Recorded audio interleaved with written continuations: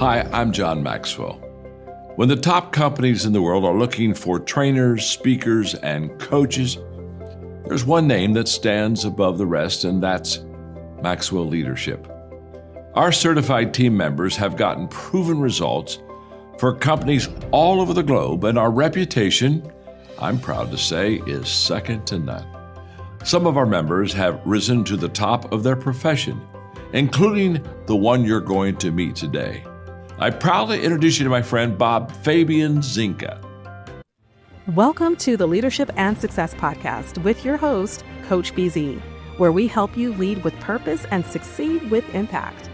If you're ready to grow into the kind of leader others want to follow, this podcast is for you. If you're determined to elevate your success and leave a lasting legacy, this podcast is for you. As my mentor, Dr. John C. Maxwell reminds us, everything rises and falls on leadership. Our goal is simple: to inspire you, challenge you, and equip you with insights that can transform the trajectory of your leadership journey. Welcome aboard to another episode of the Leadership and Success Podcast with Coach BZ.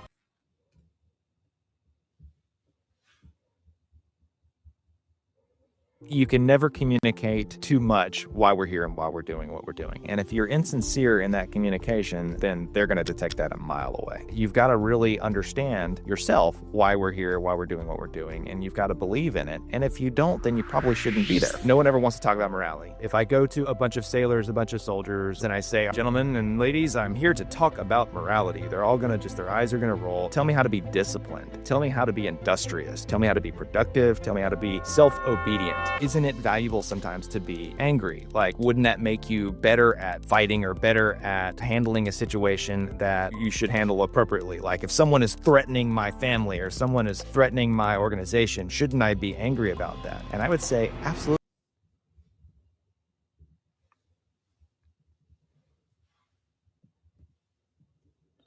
All right, ladies and gentlemen, thank you so much for being with us for another episode of the Leadership and Success Podcast. I am really glad you are here, and we have a very, very special guest for you. I am really excited about this. And before I introduce him, just to remind everyone, so our moment of gratitude, which we do every time we meet. An earlier episode today, I was saying that I'm really grateful to be alive in 2026. Today is only the fourth day of this brand new calendar year, and I really look forward to everything we are going to be able to accomplish this year. I know 2025 was pretty tough for a lot of people, but I think things are getting better, and I do believe that our country, America, will get back on track. And it is really a blessing to be an American and to live in this country, right? The home of the brave and the land of the free. So I'm so grateful for that. All right. Let us know what you are grateful for. Please type it in the comment, and also let us know where you are joining us from, what city, and if you're outside of the US, which country. And also, if you have a question for our guest, Commander Spears, please go ahead and type it in the comment, and we are going to answer live. Okay, let me try my best here to introduce our guest. So, Commander William C. Spears, U.S. Navy, is a Navy submarine warfare officer. I think there's always, I don't know, I know I couldn't do it. I couldn't be a submarine officer. There is just no way. It's so small. I mean, you've got. We need people to do it for sure.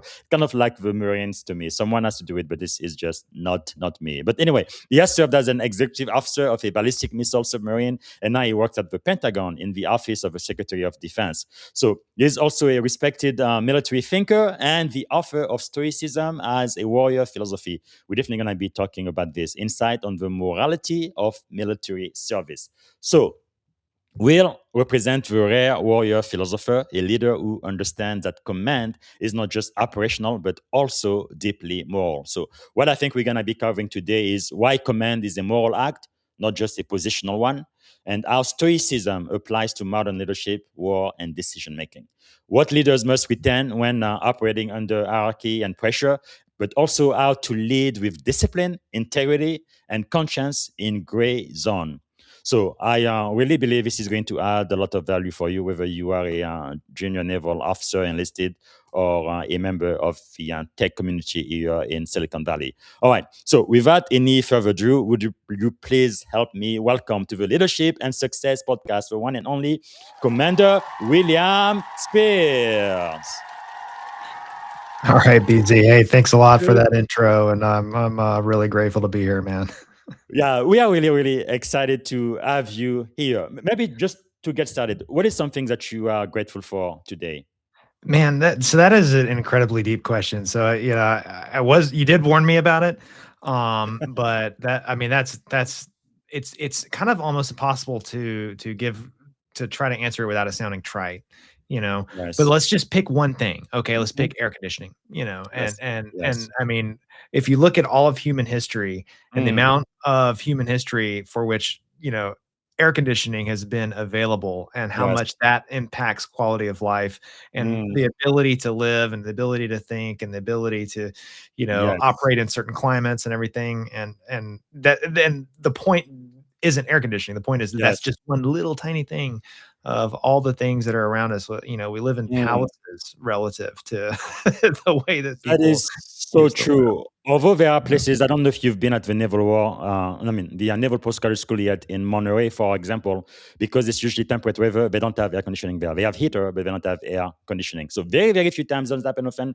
It gets pretty cold, and now they have this Indian summer and all of that. But those days, I really wish my home there would have had air conditioning. But again, for the most part, the weather is always very nice and it is really great. But also my background, right, where I come from originally, the Congo, there definitely the majority of the people there don't have air conditioning in their home. Like even just running, drinking clean water, right, and that's a big problem. Whereas in America, pretty much, everywhere you go, you can trust the water Absolutely you are take it for drinking. granted. Yeah, we take so much for granted. That is so true. But of course, my two kids who are American born and raised here, sometimes I wish, well, maybe I should send you guys to Mexico, some third world country, just for like a week or two. And when you come back to America, I think you are going to kiss the ground. But yeah, you are true. Air conditioning may sound like, oh, maybe it's not such a big deal, but it actually could be a very, very big deal for a lot of people still in 2025 on Earth today. So anyway, thank you so much for sharing that. Is there maybe something about you that most people may not know about when they first meet you? Well, uh, I'm from Louisiana. I think that I'm probably the worst example of a country boy you could imagine. Maybe, I'm from small town Louisiana. Is my are background. you into college football at all? I'm not. I'm like the only one from Louisiana who's not Okay, particularly okay. into college football. Because I live in Tuscaloosa, Alabama for like 15 years, and Yeah. over there's like God, football, and everything else. Yeah, it is. It is a Uh, religion there. I'm sure the name Nick Saban, I guess you guys call him Nick Satan now, means something to you, doesn't it? But Yeah. anyway, I remember I was a student at the UA when Nick Saban left Louisiana to join UA, and they said he was a traitor and all kinds of things. But anyway, he's, I guess, the second Bear Bryant is earned us a lot of championships, so Alabama loves it. But anyway, that's not either there. But at least you root for the U.S. Navy against the Army, right? I think the Navy just won by one point, I believe. Yeah, it was a Um, good game. yeah, that was a It pretty was good fun. game. I guess a win is a win, right? Even if it's only by 1 point.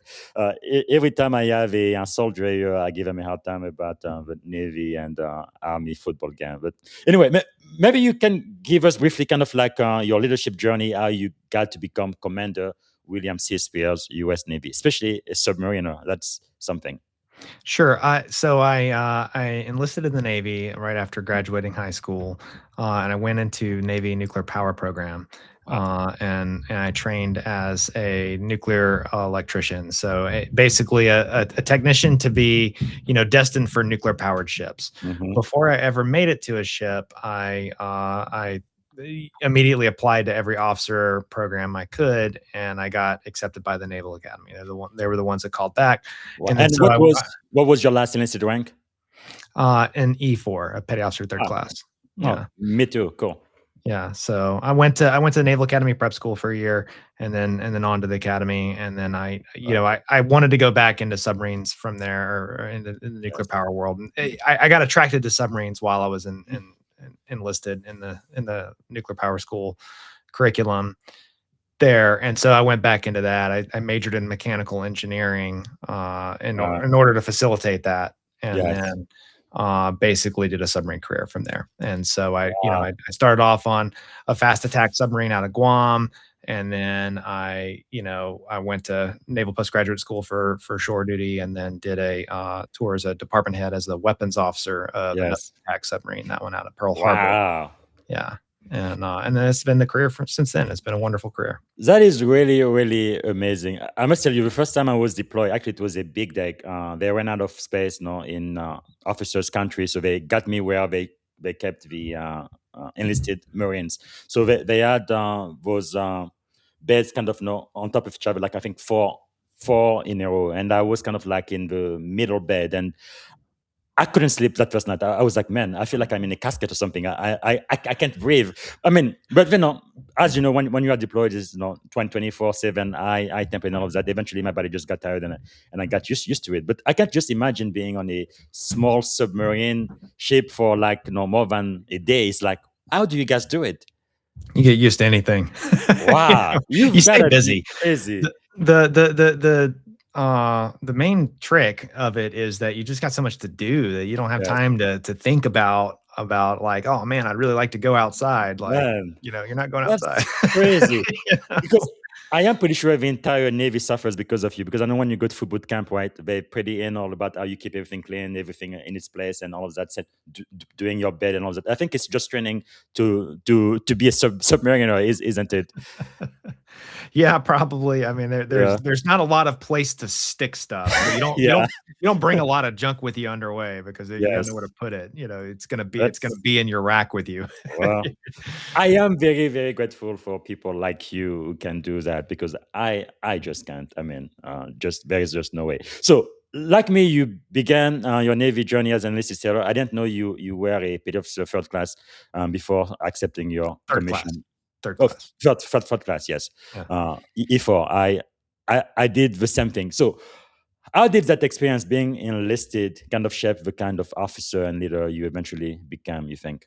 I think it had the most effect as a junior officer. Mm-hmm. And after you've been in for a while, the differences kind of smooth out and even out between everyone. But as a junior officer, I said I think I was a lot more sensitive to a lot of the perceptions of the enlisted guys, Mm-hmm. and that there's a lot of things that of the officer enlisted dynamic that can be kind of taken offensively Yes. by enlisted guys sometimes, and especially if the officers are just blind to it. And a lot of Mhm. junior officers will be really, really blind to certain things and not realize how Yes. classist certain things look or Mhm. appear. And being sensitive to those things, like a good example is kind of in the wardroom. Yes. You eat the same food, the crew eats the same food, but the Yes. officers, you sit down in a wardroom and it gets served Mhm. to you by the culinary specialist. They come out Yes. and kind of emphasizing to the other officers, like, hey, these guys, they're not servants. Okay, they're not Mhm. doing this because you've got some kind of moral worth. These Yes. guys are skilled tradesmen, and they're exercising Mhm. a skill. And so whenever Yes. they hand the plate, they set the plate on the table a certain way. They're trained to do that. And Yes. they've got to entertain dignitaries and stuff like that. Your Mhm. ship might be a place where diplomacy is happening and stuff. Like, Yes. this stuff Yes. is important, and this stuff Yes. is a skill, and you need to respect it as such. And Absolutely. basically kind of emphasizing that with that throughout the wardroom, and Mhm. letting that kind of perception color the other ways of interacting with the Yes. crew. And one of the things I kind of tell junior officers now is, if this were a story, or if this were a narrative of some sort, the officers, we're Mhm. not the main characters here. Yes. We're not interesting. Yes. Like if you look at, like, everyone's diverse, and everyone's Yes. got their cool background story and everything. Like, if the officers, like, our background stories, there's a lot less variation there. True. you know True. we're more broadly, there are exceptions, but we're more Mhm. broadly kind of similar Yes. socioeconomic backgrounds and stuff like that. Like, what's the Yes. main thing that distinguishes the officers Mhm. is the education. But there's Yeah. nothing magical that happened whenever I, Yes. went from being an enlisted guy and then I encounter Shakespeare and differential equations. Like that doesn't Mhm. like I'm still the same dude. Yes. Yes. You know? So I Wow. think the sensitivity to that was affected my, kind of perceptions and interactions with the crew. That is really, really powerful. Thank you so much for sharing that. Quite insightful. What about the chiefs, which I really believe they do run the Navy? They truly are the anchor E7, E8, and E9. Me, no, having started as an E1, which I am assuming you at least have one good conduct medal, which officers That's don't right. get, but enlisted don't also. Yeah, uh, that's probably one of my favorite medal when I look at everything I've earned so far. But any anyway.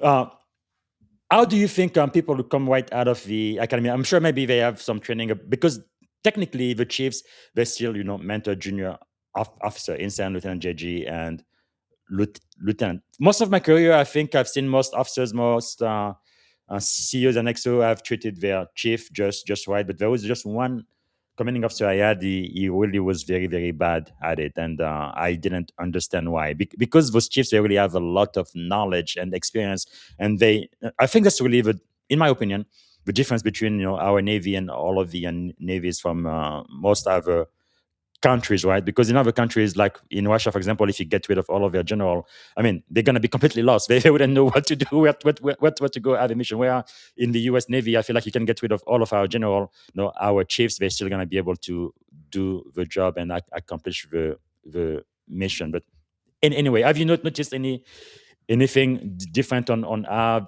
JO, especially those coming straight from the academy, interact with senior enlisted?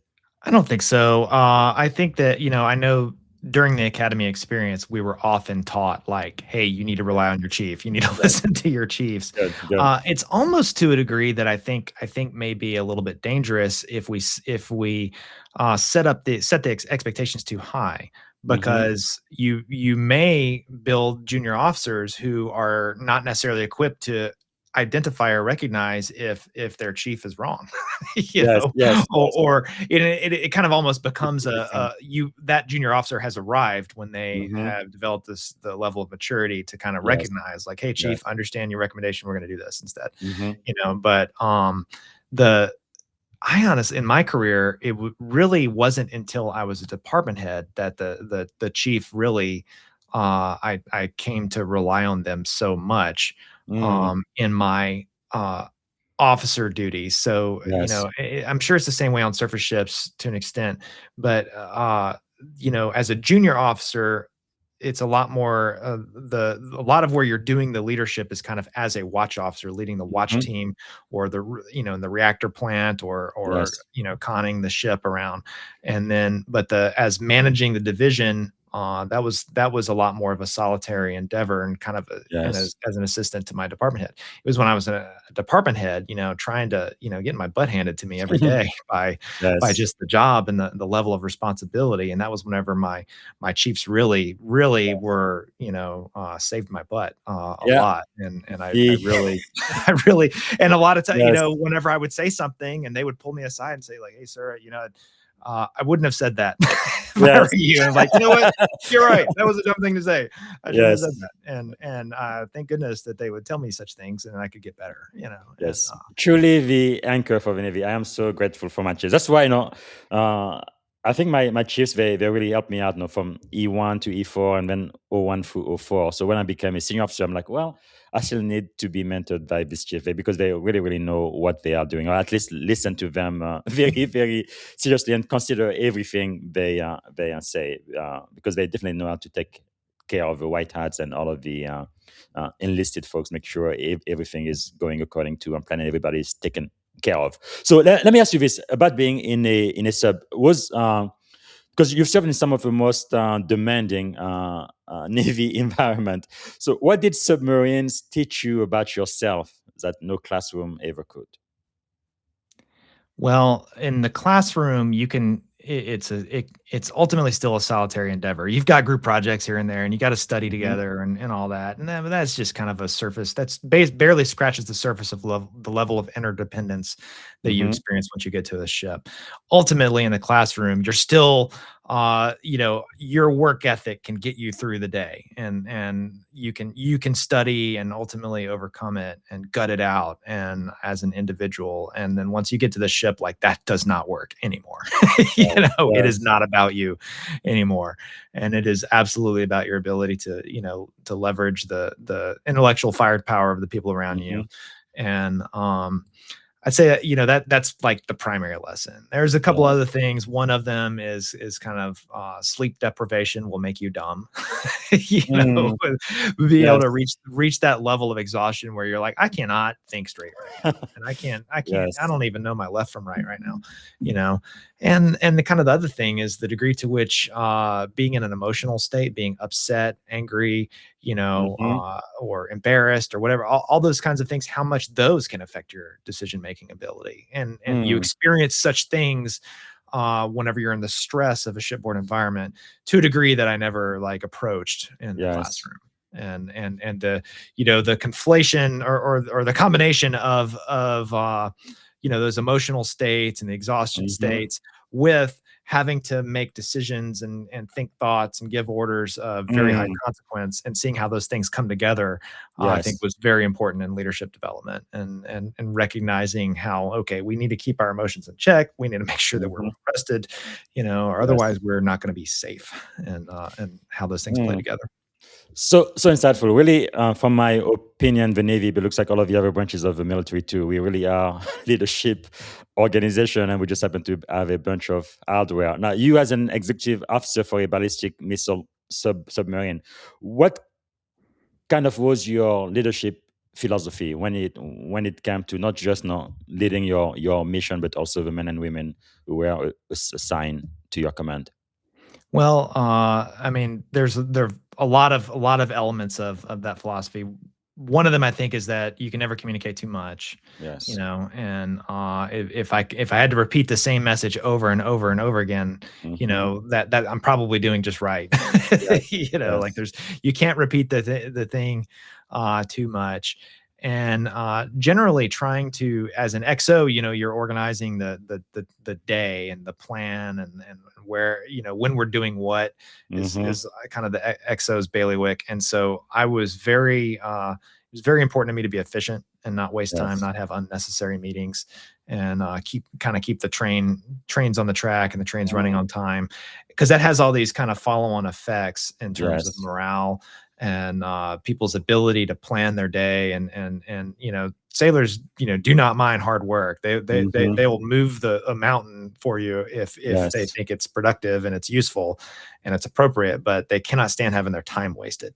Yes. And that's Yes. it's a very disrespectful thing to waste Hmm. people's time. They will take that personally if you don't appear Yes. to value their time. And so making it clear that Mm. I value their time and I want their time to be used appropriately. And Yes. and there's a consistency there and a believability whenever I frame it as, it's not just because I care about you, it's because I care Hmm. about your productivity, because I care about the ship. I do Yes. not want to waste your Yes. time. And the sailors say, yes, thank you. Thank goodness. We Wow. agree. I'm like, so that I think shaped Wow. my leadership philosophy a lot. No, that is really key because it just shows respect, and everybody will definitely appreciate that. Now, for those who are watching who are not in the military, so when I say executive officer, we also call that XO. Basically, that's the second person in charge of the entire submarine or command or unit. So that's a very, very big deal, especially on a sub. You really operate right at the center of strategic deterrence with all of America's enemies wherever you guys are deployed, and it's top secret. But how does one mentally and morally carry the weight of missions whose consequences could be existential? How did you do that? Well, the strategic mission is a very serious and very kind of somber mission, and until you're involved in it, there's kind of this veil of unreality to it. Mm-hmm. It's because I went through a couple of tours as a fast attack sailor, and never was on a ballistic missile submarine, so I didn't really have that kind of exposure to the strategic mission, the strategic deterrence side of things. And up until I was involved in it, it kind of always was in my head as like this big red button, and it's just like, what's the big deal? It's the big red end the world button. Just don't press it. Why Yes. why is that hard? Well, there's this veil of unreality. Well, whenever you're right in the middle of it, it's very, very real, and it's very, very serious. And the people who Yes. are involved in it, the professionals that are involved in that mission, take it very, very seriously, and they need to. And it's an extremely serious deal. Yes. And so some people will say like, okay, well, we've got all these weapons, but we're never really gonna use them, right? And it's like that's what in the nuclear power world we call a gross concept error. Yes. The weapons are used every single day that they shape the decision space of the Vladimir Putins and the Xi Jinpings of the world. Yes. Okay. Yes. Every day that those guys have to, weigh in their calculus and their Yeah. boundaries of behavior have to weigh in that you've got this strategic enterprise. Yes. Not today. Maybe tomorrow, but not today. And Yes. and that is in use, and no, it's not satisfying, and yes, it is paradoxical, but Yeah. I'm sorry, it does make us a lot safer, and there's a lot of Yes. stability, a geopolitical stability that follows from these things, and Mm. it is an imperfect and paradoxical system. I'm sorry, but it has Yes. been for 50 years or 70 years or wherever you want to draw the line. Yeah. But it's a very somber and important mission. Mm. And I think an important part, I'm a moralist. I think through the moral stuff, and that's Yes. not everyone. A lot of people are just like, oh, I'm gonna just focus on the job, Mhm. but if someone tells me, oh, don't really think about it, then I'm like, oh, well, I'm definitely gonna think about it now. Yes. You know? Me too. But once I got kind of into on the inside of the curtain of going Yes. through, understanding the targeting process, understanding the planning, Mhm. strategic planning, and the authorization processes, and Yes. how well developed and how seriously those things are taken. Yeah. All of the I safeguards. It's incredible. Yeah, and having that knowledge, now I have the confidence that if I Mhm. receive a valid and authentic order, I Yeah. know confidently that it is the right thing to do to follow it. Yes. And that is an important part of the Mm. development of a leader in the strategic mission. So Yeah. but I definitely am thinking about the moral questions there, because Yes. they do weigh on me. They're important. And it's important that people So think about true. these things. Yeah, but because many leaders, even here in Silicon Valley in tech, they talk about accountability. But really, what I think people outside of the Navy or the military don't understand is really, like you say, it could be a matter of life or death. I mean, this is very, very serious business, right? So really few people really live accountability at the levels that you did. So how do you define responsibility when mistakes are not survivable, when it could mean the end of not just you, but your entire crew? Well, I think that interdependence of the crew and the stakes that are on a submarine, that the submarine world has to deal with, are really Hmm. one of the strengths that creates the culture that generally submariners like and want to come back to. Yes. And the degree of seriousness of any kind of casualty, Mm. the degree of interdependence of how much every human on that ship needs to know exactly what to do and where to go, and Yes. how to follow their procedures if there is an emergency. I think that level of interdependence creates a sense of self, of value, and Hmm. like when I have a new sailor that is struggling to adapt and they're not learning, they're not fitting in, they're struggling, they're thinking about trying to quit Hmm. and how they can get out of it and everything. What I want to do is get that guy qualified as soon as possible, and Yes. standing watch and doing stuff where he's feeling other people depend on him. And especially Mm. if I can get him to the point where he's teaching other people, they'll Yes. start to see, they'll start to recognize their own value and their own Mm. importance, and how much everyone else is depending on them, how much Wow. it's going to hurt if they leave. Yes. you know That is and powerful. Yeah. it doesn't always work, Hmm. but it works more often than not. It Yes. definitely, I think, is one of the strengths that we have, is that level of interdependence. Yeah, I guess as the commanding officer or the executive officer, sometimes you kind of have to weigh in, right?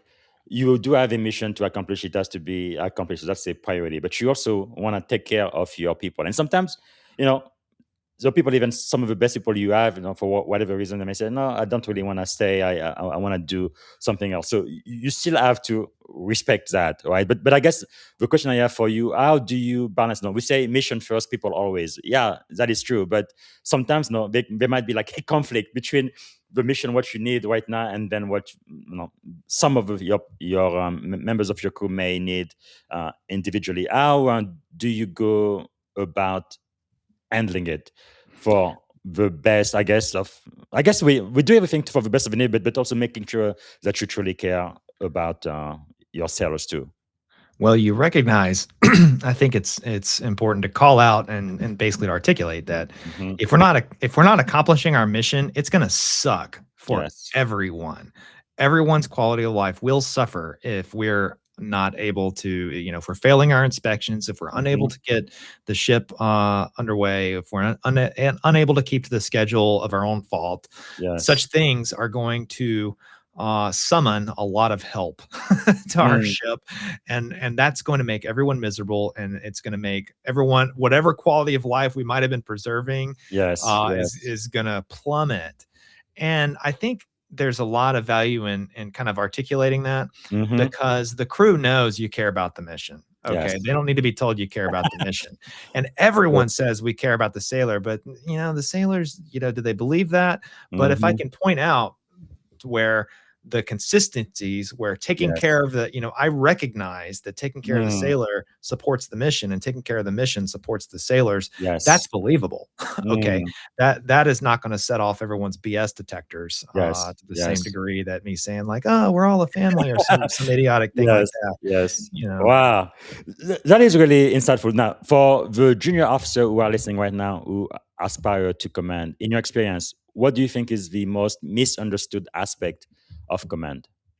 well, the first thing I have to say is, like, I have not had command, Well, so to speak. EXO. I have not been in command, but as I have moved up in rank, I have observed of myself in my own personal experience and of my COs.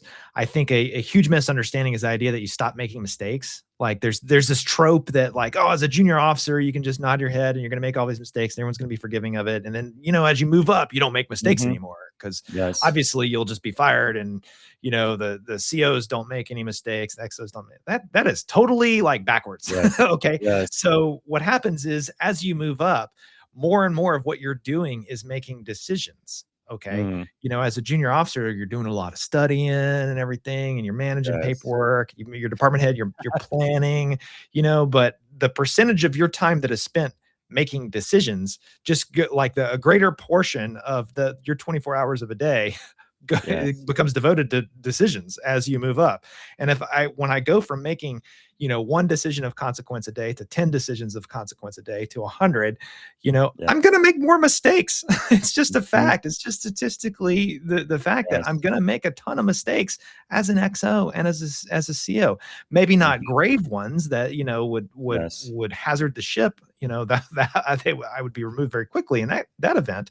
But Yes. just interactions of day to day, of, like, how, I talked to a sailor and I was gruff with him when I shouldn't have been, or he didn't deserve it. That was a Yes. mistake. That might ruin that Yes. guy's day. That might make him a crappy watchstander now because his mood is screwed up, Mhm. and because of some mistake I made.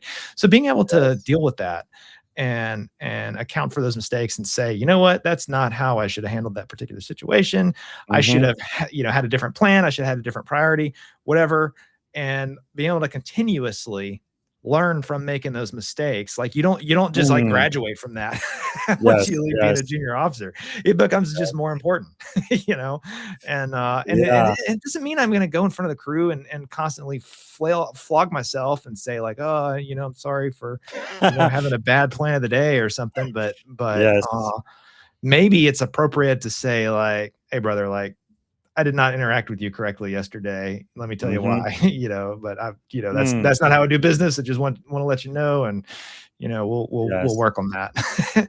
And but being able to that's the misconception, is the idea that you just graduate from making mistakes. Totally not true.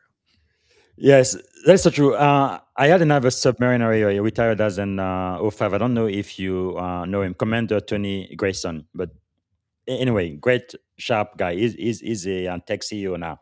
And one thing he said during our interview, I think it was for season 4, episode 130, I think. But anyway, one thing says when you make mistake, right? There are two types of mistake. One is like you're driving a car and you may fall into a ditch or something. That's recoverable, no problem. Everybody makes mistakes, so everything's cool. You just learn from it, you move on. But then sometimes you hit a pole, and then that's really catastrophic, and there is really not much we can do about that. So you absolutely have to avoid those mistakes, and not make as many mistakes as you want, getting into ditches and stuff, but learning from it and not repeating the same mistake over and over again. But definitely do not no, drive into a pole, because then that may be the end of your career. But anyway, I thought that was kind of insightful.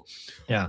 But also, it's true that you haven't been a commanding officer yet, but correct me if I'm wrong, but in the Navy, basically each unit, ship, and command, they really have 3 command billets, right? There's the CEO, the commanding officer, the XO, and then the senior enlisted leader. Yeah, the chief of the boat is what we Yes. call that on a submarine.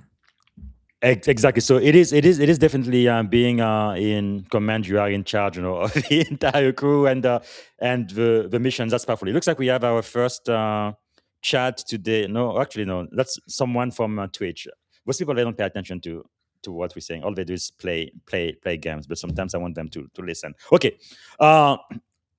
Let's talk a little bit about stoicism, ethics, and the warrior mindset, which is really, I think, what your book right here, which again I recommend everybody to get, Stoicism as a Warrior Philosophy. This is really, really, really, really good. Let's unpack this just a little bit.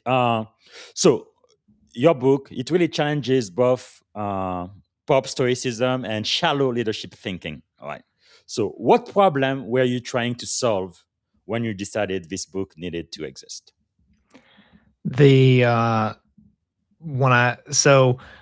I discovered Stoicism while I was at the academy, through the writings of James Stockdale. Mhm. But at the time it was kind of like this private thing. It wasn't like anyone talked about it, and it had Yes. not blown up on the popular sphere. And it was like 10 years later that it kind of exploded Mm. in popularity due to a few popular writers that figured out they can make money selling books about Stoicism, and it took off. Yeah. And it's a great philosophy, and there's a lot of value to be derived from it. Mhm. But whenever that happened, whenever it kind of exploded in the popular space, I kept expecting someone is going to write a book about Stoicism in the military. Someone's going to put Mhm. out some, like, Navy SEALs, how they use the Yes. secrets of the Stoics to be super awesome or something. And I'm like, and it's like, Mhm. I hope no one puts out something stupid, Yes. about this, because it's a very deep and layered, multifaceted philosophy that I Mhm. think could be often is misunderstood.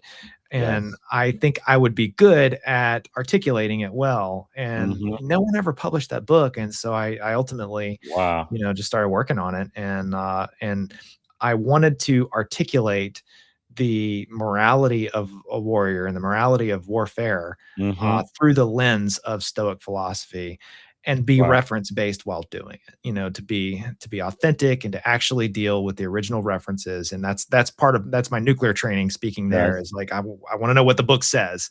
I'll Mhm. care about your opinion after Yes. we look at the book. And so that's Hmm. kind of the approach I took in That that. that is really insightful. And what did that process teach you? Well, I mean, it taught me that I totally did not understand Stoicism nearly as deeply as I thought I did. Whenever Yes. you go to try to teach something, you're gonna Mhm. that's whenever You you learn. really, really become to Yes. understand it. And I was like, I thought I got it, but Mm. I totally didn't get it, or at least I didn't get it to the layers of depth that is there Yes. to be learned. I also, like, just the process of writing a book while Mhm. managing a Navy career, Yes. that was a huge endeavor. That's And insane. well, it wasn't Wow. quick. Okay. Like, I mean, I've been working on this thing for like a decade. Like it Wow. wasn't something like I just suddenly had the time to do it. And it was Hmm. like just kind of picking away little chips at a time, Yes. abusing my library card at NPS Yes. and then at Yes. the War College later.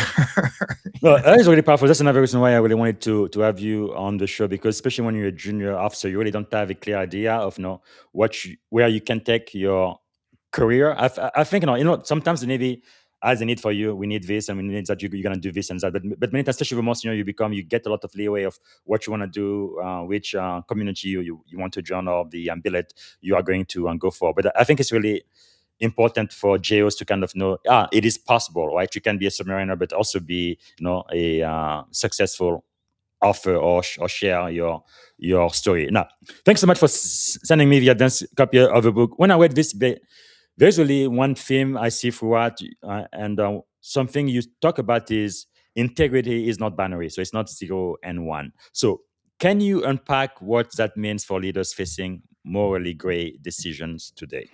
Yeah, when I say integrity is not binary, that's I actually put that together in an essay that I wrote when I was a department head. That it's on Mhm. my website. You can it was a proceedings article, Yes. but the idea there is that in our training and development, when we talk about integrity, we treat it like it's just this thing that obviously we have integrity. We all have it, Yes. because if we didn't have integrity, you would be a bad person, and we wouldn't want you here. And it's just like this black or white thing that everyone must have, and if you don't have, you need to fix yourself immediately.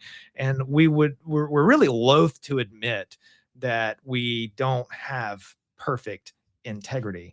An individual doesn't have perfect integrity, but I Hmm. think that we do a huge disservice to the people that we're developing whenever we refuse to admit that. Yes. And the thing is we want to be uncompromising there. We don't we and admitting that we all have imperfect integrity to some degree. Mm. It is tantamount to being compromised or accepting compromise where we would all very much like to believe that we're uncompromising. But Yes. the fact remains that no human being is perfect. And True. by admitting that there are degrees, there are shades of gray in the level of integrity that an individual can have and that an organization can have, we're Mhm. empowered to improve it, and we're Mm. empowered to treat it as a standard, just like physical Yes. fitness or Mhm. formality or anything else. That's what I encourage, is like recognize that Wow. your organizational culture of integrity is a standard, just like Yes. formality, and it can be improved. Mm. And there are techniques to do it, such as the way you do inspections, the way you communicate, the way Yes. that you communicate things, that truthfully communicate when you Mhm. can't accomplish what you have been asked to do, and not to ask Yes. people to do things that that they can't truthfully accomplish. Mhm. Things, Yes. Yes. all those kinds of things affect your organizational level of integrity. And I Wow. think that's important. It has so many ripple effects. Yeah, Whenever that is quite insightful. No, I really like the way you took it. Now, Stoicism does emphasize control over one's own responses, right? Not external event.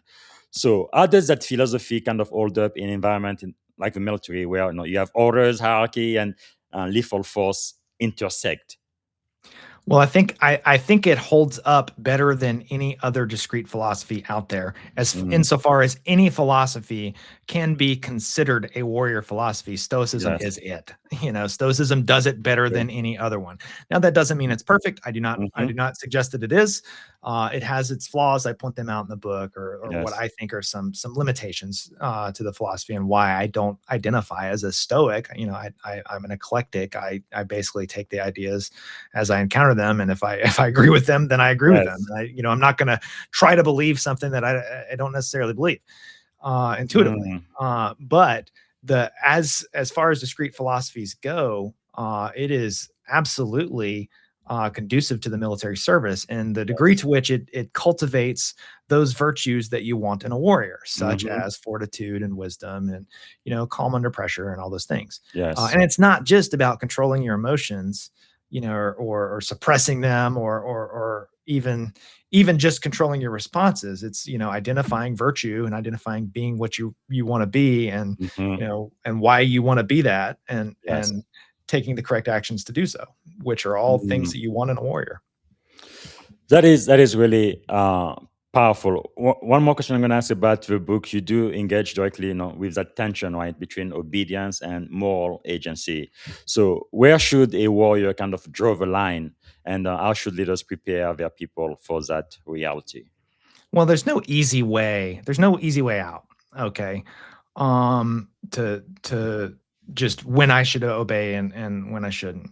And it's kind of a new thing in history that warriors, down to junior enlisted guys, are taught to disobey unlawful orders. And that's a very, very positive development.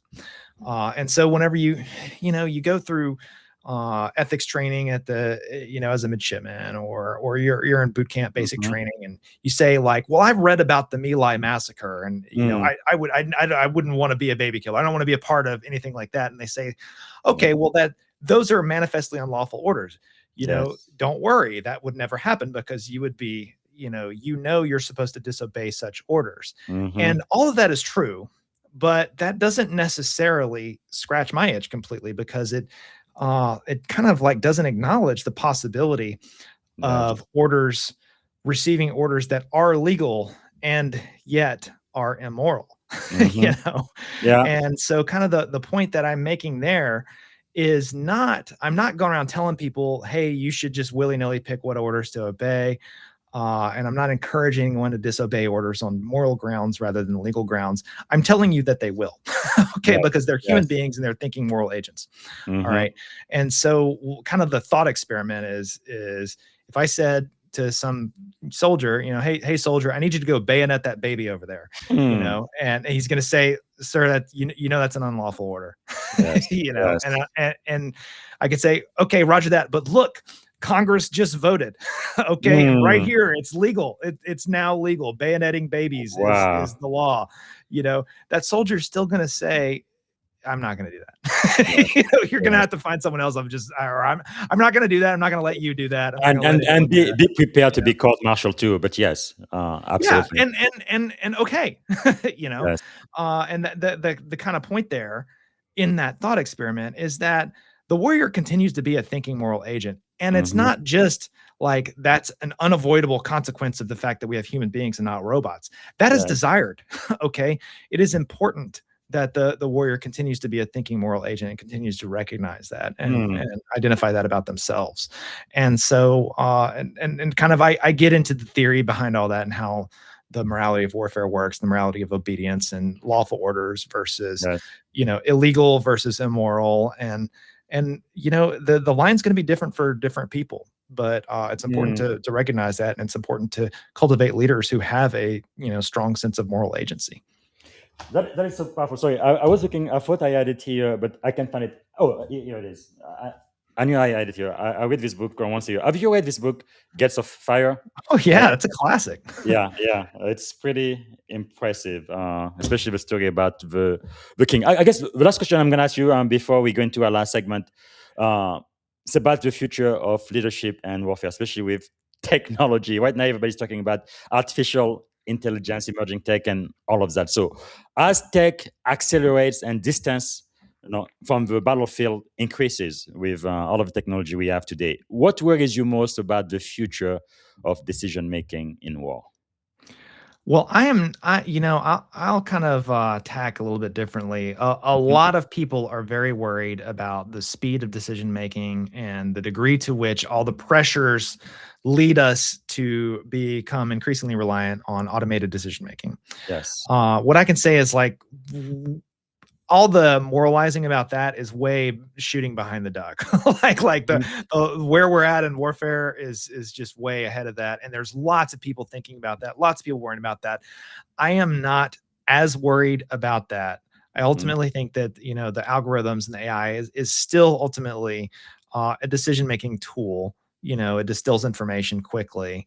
Yes. um, what I am more worried about is the impacts of AI on literacy writ Mm. large, and how that is going to impact the moral development of our leaders. Yes. I more broadly, I worry about literacy, period. Hmm.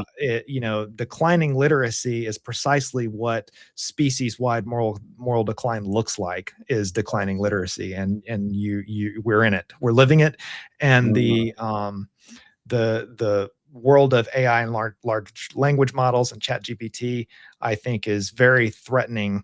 I don't know. I have no idea what to do about Yes, it, but I yes. think it's very threatening to Mm, literacy writ large, because, academia definitely does not have their arms around it. yes. And why would anyone, write a paper whenever I can have ChatGPT do it? And Hmm. why would anyone read a document when I can have it, spit out a summary? And then I can go, Yes. and everyone's going to feel morally justified on and doing so, because they're trying to survive. And I've got Yes. advanced thermodynamics over here. I'm trying to survive. And, I've got this Shakespeare essay over here. Well, I'm Yes. going to focus on the dadgum thermodynamics, and maybe not Hmm. develop as deeply as a human as I otherwise would. Yes. And I Mm, think that has negative ramifications that are very difficult to measure and yes. anticipate. So that is what I worry about. Well, that is definitely a problem now more than ever before. I really couldn't believe, such technology could create such challenges. And you are correct, and I love your honesty. You don't know all of the answer, neither do I. But if you could just think outside of a box, what one idea might come to mind? How you think as a society we might be able to handle this? Do you think maybe with, I don't know, AI legislation, maybe, or I don't know. I have no idea really, but I'm just skeptical of a legislative solution. Suzanne. I'm just skeptical of such things in general. I Yeah. think education models need to.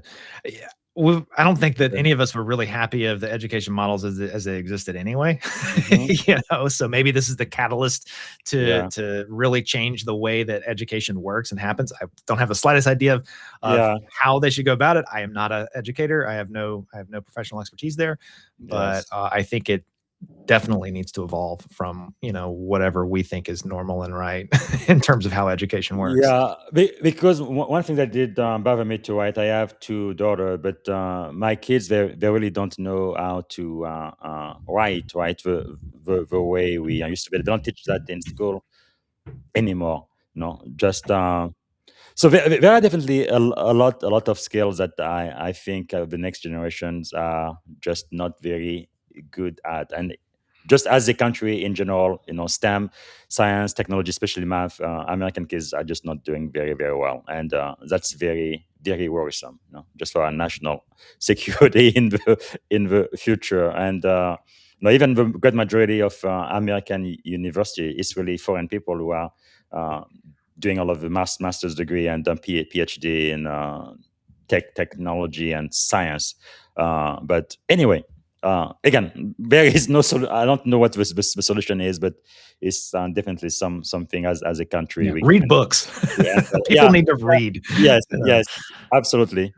But although now, I mean, this is the other thing too. Like the attention span of this new generation, Gen Z and beyond, is like microwave. No, they can't hardly stay for like 1 minute on a TikTok video. Within 30 seconds, they have to go to another thing. It's like you know you need to like calm yourself down.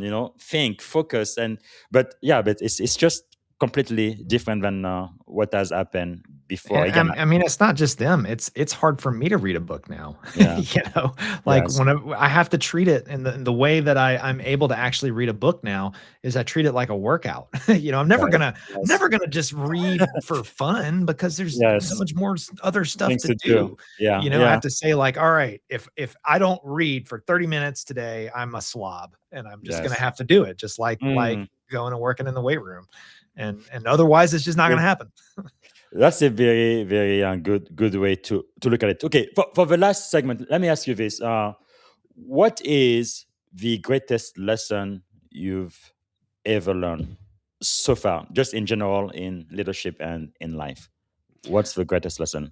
I think the appeal to coherency, or the importance of coherency and eliminating contradictions. It's a very ancient idea. Um, It's captured very well. Every time I sign a book, I write this little phrase in Latin that translates to that which is honorable is useful, and Mm, it comes from one of my favorite interesting. philosophers, he's not a Stoic, but he's a Stoic adjacent, a guy named Mm, Cicero, who's actually a very yeah. important political philosopher. But Cicero took Socrates' idea, that Socrates 500 years before Cicero is going around doing the Socrates thing, asking these Yes. like just impossible questions and that like Mm, no one can answer and making everyone look foolish. Like, oh, you say you know what is good. Well, what is good? yes. What makes an act good? Hmm. That's the very True. Socratic thing to do. And but the dialogue where he talks about it, comes to the idea that that which is both honorable and useful is good. Yes. Well, Cicero basically took that idea and said, well, we know that, but if we really think about this, we know that that which is honorable is useful. If it is Hmm. truly honorable, then it is truly useful. And if it is truly useful, then it's truly honorable. And Yes. the corollary to that is that if it is not honorable, it is not useful. Understand. And that I Yeah. think is a very powerful way of summing up the idea that Mm, your ideas, your thoughts, your words, and your deeds should cohere.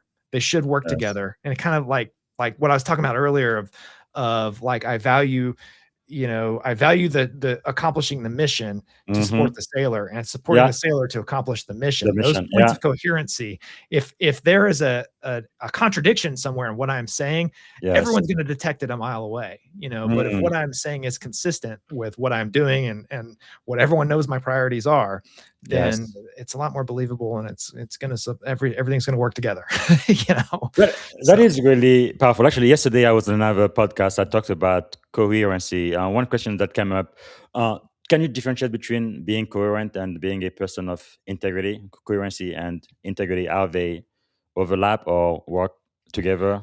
no, I think that Or I think that they differentiate? are they do work together. And the way I describe it in the book, I think that this is a helpful way of differentiating between honor and integrity, Hmm. actually, because the military often uses honor and integrity, Interchangeably. as they as interchangeable, and they mean Yeah. the same thing. Well, they kind of don't. Like they Yes. can when the military uses those things interchangeable, they're using them both as synonymous with honesty. Yes. And there's a lot of overlap in that Venn diagram, but integrity is coherency between thought, word, and deed, whereas Hmm. honor is more about acting as if I were being I had an external Yes. moral witness, acting in accordance with my own internal moral witness Mm, that's is powerful. honor as I describe it, Yeah, I and think one of my mentors said, right, whatever you do in the dark when nobody is watching, just think of your grandma. What would she say about what you are about to do?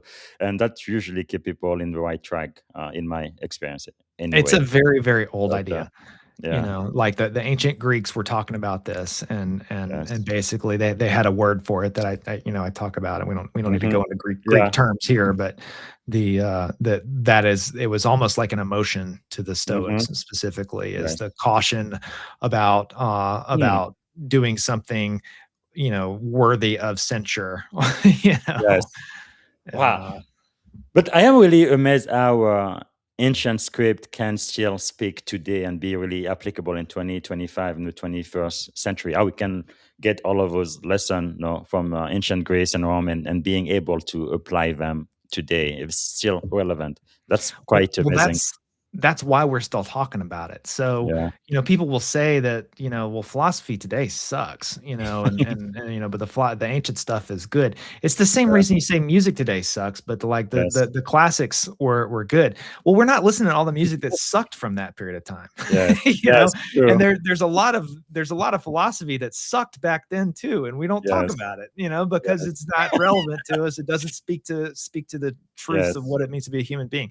But it's the Um, same reason you study Shakespeare in high school, is yeah. because these things speak to just eternal truths that are going to be true thousands of years from now. Wow. True things about what it means to be a human being on Earth. Yes.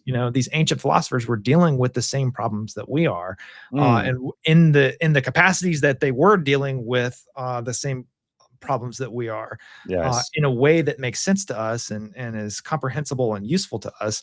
That's Hmm. what we still talk about Wow, because that it's is good. really amazing. Now, technically, we are out of time. If you have to go, I completely understand. Can you give me 10 more minutes or no? Yeah, I'm good. Okay, thank you. Man, this has been a really, really insightful conversation. I'm so glad you are here. So let me ask you this. What do you think is the secret of your success? You went from being an E1 to now a senior officer in the most powerful Navy in the world. And not only that, but also one of the most challenges billet ever, right? Being on a sub and all of the responsibility you've had. What do you think has made you so successful? I was not ready for this. I think that so whenever I joined the Navy, my parents basically told me they were proud of me, they're glad to Hmm. see me doing something with my life. But one of the things they said is like, hey, if they offer you school, take Yeah, it. yeah. If they're not offering you school, seek it. But Mm, basically, there's so much opportunity in the military. yes. And if you can just put up with the suck of being in the military, of which there's Hmm. lots, Yeah. but there's so much opportunity there. If you'll Mm, pursue school and pursue education, wow. then success will come along with that. And boy, were they right. And Yes. so just like everywhere that I've been through my whole career, I've been just applying for like Wow. everything. And it's like it doesn't mean that I've gotten everything I Yes. applied for. For Hmm. every 10 things that I've applied for, Yeah. Yeah. I've gotten one.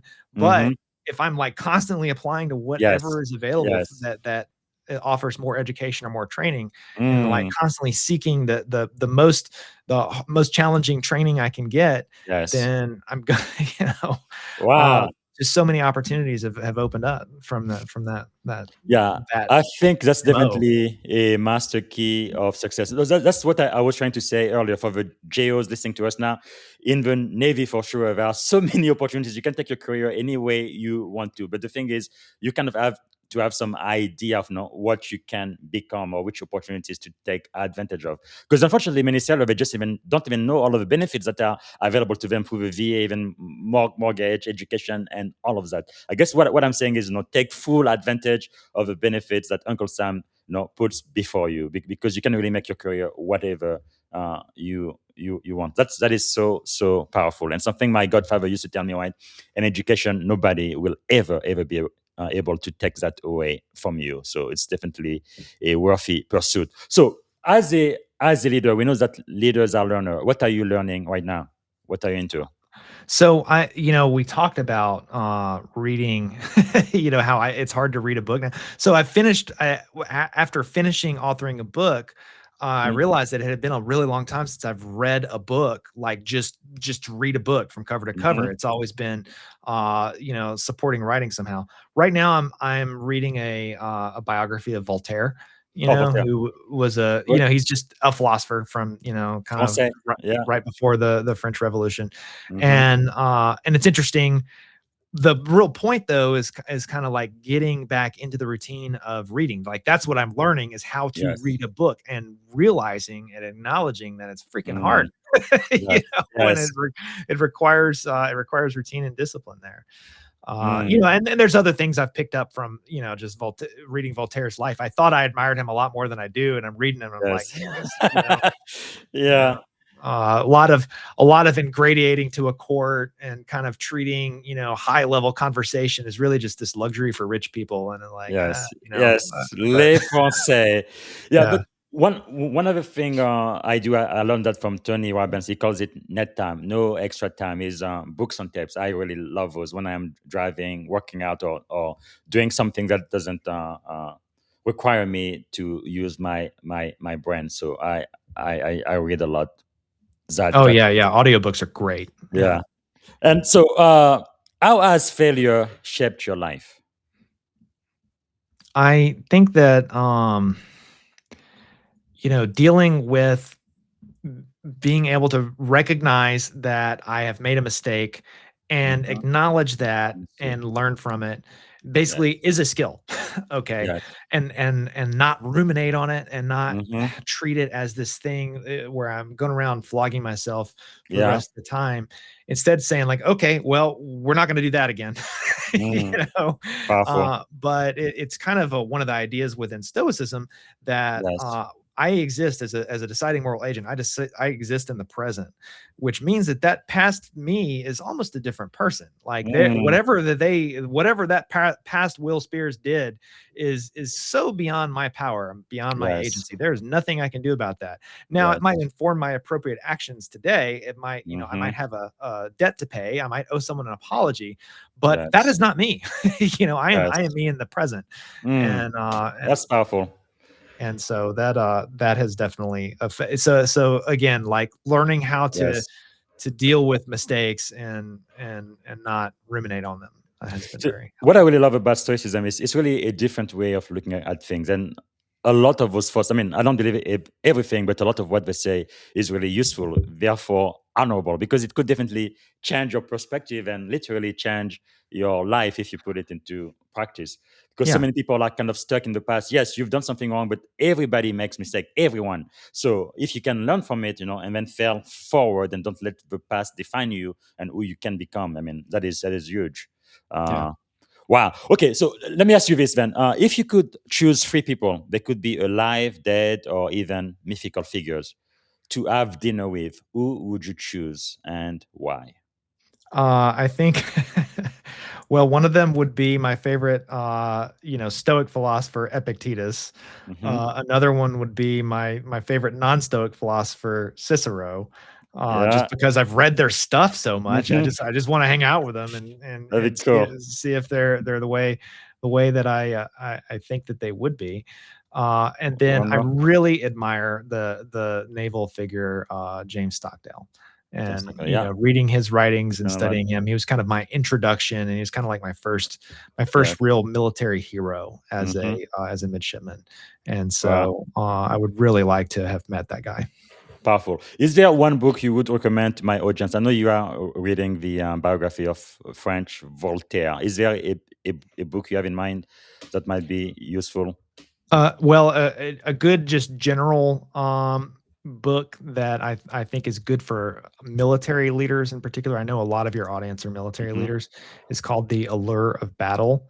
The Allure of Uh, Battle. Huh. yeah, Oh. and so basically, it's a military history book, but Hmm. it's by Cathal Nolan. But Got it. it gets at the idea of there being it gets at the idea of military Mm. genius and Yes. how that and it kind of like diffuses it in a lot of ways, but Hmm. also how that idea of military genius and kind of the romanticizing of Position. it Yeah. can lead us to making poor decisions. And I Wow. just think it's a very valuable book for leaders to read. That's really cool. The Allure of Battle, a history of how wars have been won and lost. That is powerful, but careful worlds. Okay, I will definitely add that to our digital uh, bookshelf. Thank you so much for sharing this. I'm always amazed when I have got guests like you. You mentioned books that I haven't read yet. I'm like, okay, I thought I've read a lot of books by now, but yeah, I definitely need to pick this one up. Thank you so much for sharing that. Is there maybe like a song, a book, or a movie that would be your life's theme or anthem? Yeah, audience, we're totally into territory that I was not ready for. I think probably the Michael Keaton Batman would have to be Batman. it. Yeah, Okay, no, like I just like that that's movie. good. It's just a great movie. I But don't think it has anything okay, to do with my life. let me ask you: Batman or Superman? Actually, there was a movie where they were fighting each other to death. Batman, you know, Batman. Okay, absolutely okay, Batman. okay. All right then. All right. So, if you only had 1 day to live, what would you have liked your final contribution to be?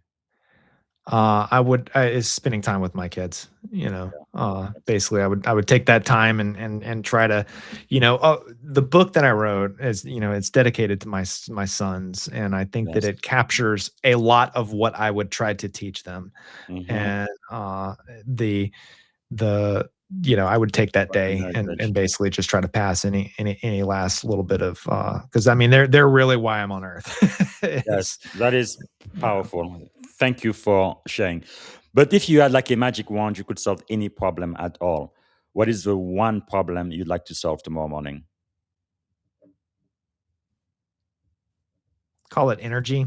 I think that if you energy. were able to have unlimited energy, I think that Mm, that would have so many ripple ramifications. effect. Yes. Yeah. So Mm, many because there's so many other things you could just solve with the energy problem yes. if Yes. you could create unlimited energy, Yeah, I guess cheaply.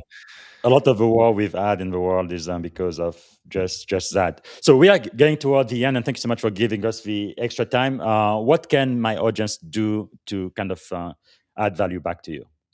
Well, I hope that they'll read the book, and like all any author wants is to be read. Like it's not Yes. gonna make it's not, here's a clue for your audience. Like writing books is Yes. not how anyone makes money. Even the Yeah. people who like make their living writing books, as authors, they make their money being public speakers and stuff like that. Like Yes. there's no money in royalties, but Tell I me, I want how did this happen? This was on ABC News Live. What in the world?